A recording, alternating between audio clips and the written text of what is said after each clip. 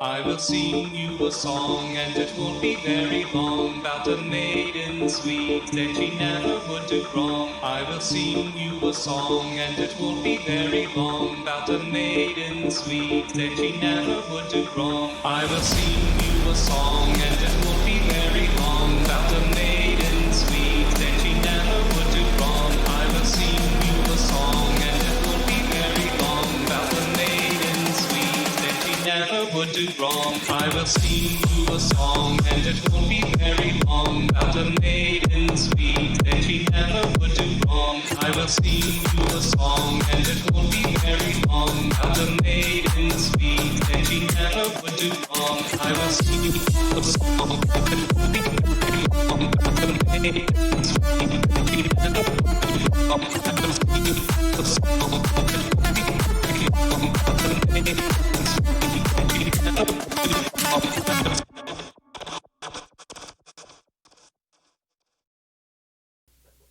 Hey, salut tout le monde qui nous écoute présentement depuis la chaîne YouTube. C'est Louis-Philippe qui arrive. Vous m'avez pas souvent vu sur la chaîne YouTube. J'effectue une première apparition à titre de vidéo individuelle. Et aujourd'hui, le sujet dont je vous parle, c'est de la motivation, l'abus, la poursuite des rêves. Écoutez, on vient de finir une session au cégep. Pendant le moment où est-ce que j'enregistre ça, on vient de finir une session au cégep assez difficile. Complètement ou presque à distance depuis octobre. La deuxième vague du COVID frappe de plus en plus. Oui, le vaccin commence à se mettre en branle, mais c'est pas encore quelque chose de final. L'évolution de la vaccination va venir au courant des prochains jours puis au courant des prochaines semaines. Mais moi, aujourd'hui, c'est pas de vaccination dont je veux vous parler. C'est de la poursuite des rêves, c'est de détermination, c'est de comment moi, même à travers cette pandémie-là, j'ai vécu une des plus belles sessions de ma vie, pas nécessairement au niveau des notes, mais plus au niveau de parcours, enrichissement personnel et tout ça. Euh, on a parti le podcast avec Lucas. J'étais un de ses fidèles collaborateurs. Je l'ai épaulé. On l'a épaulé du mieux qu'il pouvait. C'est lui le maître d'orchestre là-dedans. Mais tu sais, dans une équipe, ça prend des fondations autour d'une maison. Puis je me considère assez important pour être l'un des rouages importants du podcast. Puis j'ai toujours voulu m'impliquer dans quelque chose en lien avec les communications, soit la radio, la télévision. Puis un podcast, ça réunit un petit peu des deux. Puis c'est pour ça qu'à chaque mardi soir en Facebook Live, je vous transmets ma passion avec JC et Lucas souvent. Ça, c'est un de mes rêves qui s'est réalisé aussi. Fait à travers ça, je vous transmets ma passion. Puis ça en est un de mes rêves qui s'est réalisé. Si je peux poursuivre dans cette optique-là, j'ai obtenu une job professionnelle de chargé en communication puis en marketing pour un ancien athlète olympique du nom de Bruni Surin. Salut Bruni, si jamais tu écoutes la vidéo, je te salue personnellement. Mais certains de mes collègues vont dire que c'est un gros brag, mais moi je dirais que c'est vraiment une belle opportunité que j'ai eue. Ouais, j'ai eu ma leçon, comme dirait Lucas, en technique. Comment de tout cela est parti, c'est j'ai suivi une formation en webinaire avec le HEC Montréal en octobre dernier dans le cadre du sommet de l'entrepreneuriat du HEC. Habituellement, ce sommet-là, les conférences coûtent entre 40 et 150 dollars pour assister à des conférences, sauf que cette année, étant donné que les conférences se passaient en webinaire en ligne, c'était ouvert à tous. Il y a beaucoup des étudiants du HEC qui ont décidé d'y participer et j'étais, selon moi, je pense, le seul représentant du cégep de Thetford à être au courant de ce sommet-là. Donc, j'ai décidé de participer.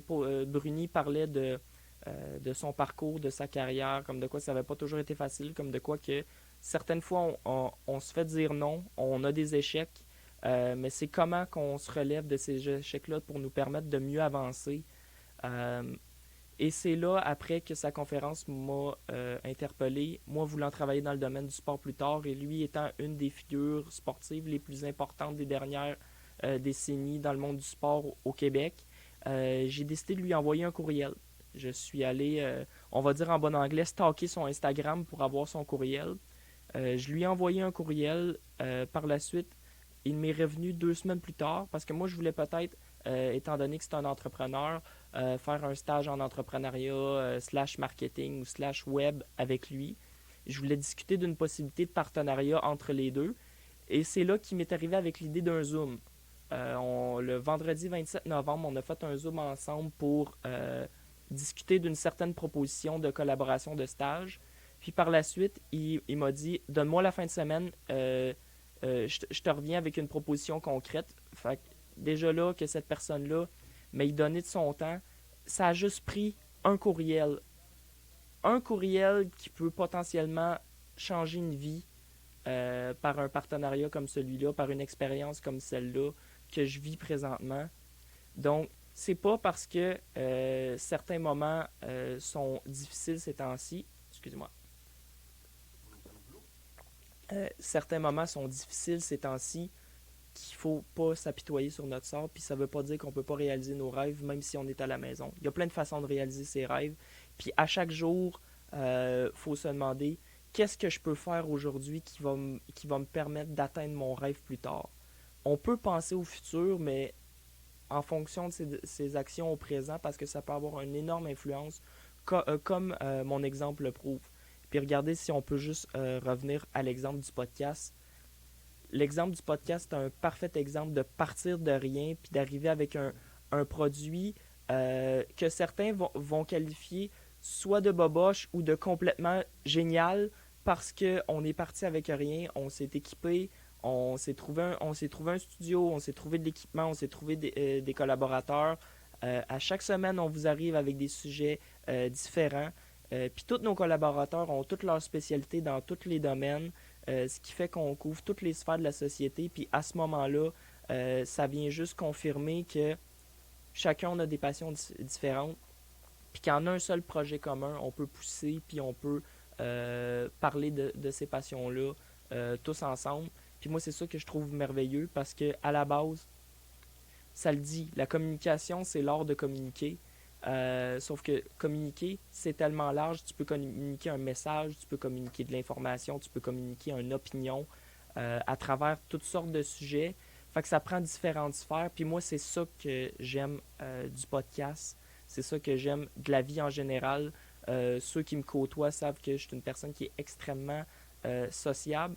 Ce que j'étais avant, mais je me faisais quand même intimider au secondaire. Puis à partir de secondaire 4, je me suis dit que l'opinion des autres allait plus m'affecter, ce qui fait en sorte que même s'il y avait une situation difficile, si je pourrais me permettre le terme, je me laissais pas abattre, puis je me laissais pas abattre par l'opinion des autres. Donc il y en a qui m'ont, il y a certaines personnes de mon entourage, ouais, est-ce que le podcast, ça va te payer quelque chose? Non, mais moi, j'adore ce que je fais. J'adore communiquer. J'ai commencé de l'impro au secondaire. J'ai laissé ça sur la glace pendant quelques années avant de recommencer ici avec une gang de joueurs extraordinaires. On a tout le temps du fun ensemble. Tu sais, quand on dit vivre ses rêves à chaque jour, c'est par des activités au quotidien. Oui, certains vont dire, la prochaine session, j'ai 9 cours. Je veux faire de l'impro, je veux participer avec le podcast, puis je vais avoir mon emploi avec Bruni Surin. Certains diront, t'es fou, tu vas vouloir te mettre une balle en arrière de la tête. Non, parce que étant occupé, quelqu'un qui est occupé gère de mieux en mieux son horaire, gère de mieux en mieux ses choses, puis c'est par l'atteinte des rêves qu'on est plus motivé par la suite à étudier. Parce que si tu fais pas ce que t'aimes en dehors de tes périodes d'études, ça sert à rien de pousser sur tes études, tu seras pas motivé à étudier. Fait qu'il faut que tu aies des passions connexes, des passions externes, puis pousse là-dedans, parce que par la suite, ça va te permettre de mieux étudier. En terminant, j'aimerais ça apporter un point, comme je l'ai dit en introduction, on a vécu une session difficile. Il y a probablement la prochaine session qui s'en vient. Là, on a un mois de congé. Profitez de ce temps-là pour réfléchir, pour revenir aux sources, revenir à la base, revenir à ce qui vous passionne, revenez à ce que vous aimez le plus. Puis ça va faire en sorte que à la prochaine session, je vais utiliser un autre terme anglophone, désolé Madame Loi 101, ça va plus vous grinder dans vos études, ça va plus vous ancrer au sol, parce qu'en ayant une passion, on focus sur tout le reste, parce que même si le reste ne nous tente pas, on va se dépêcher à le faire vite, bien, pour après ça aller faire votre passion.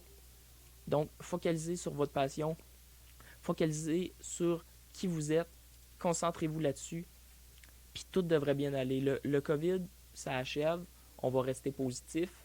Les personnes au gouvernement font une bonne job, la vaccination bat son plein. Fait que sur ce, je vais vous souhaiter un bon temps des fêtes de la part de toute l'équipe du podcast. En mon nom personnel aussi, une bonne année 2021, une bonne session d'hiver parce qu'on risque probablement de ne pas se revoir avant le début de la session ou très peu. Donc, j'ai hâte de vous voir. Puis portez-vous bien, mesdames et messieurs. Ciao, à la prochaine.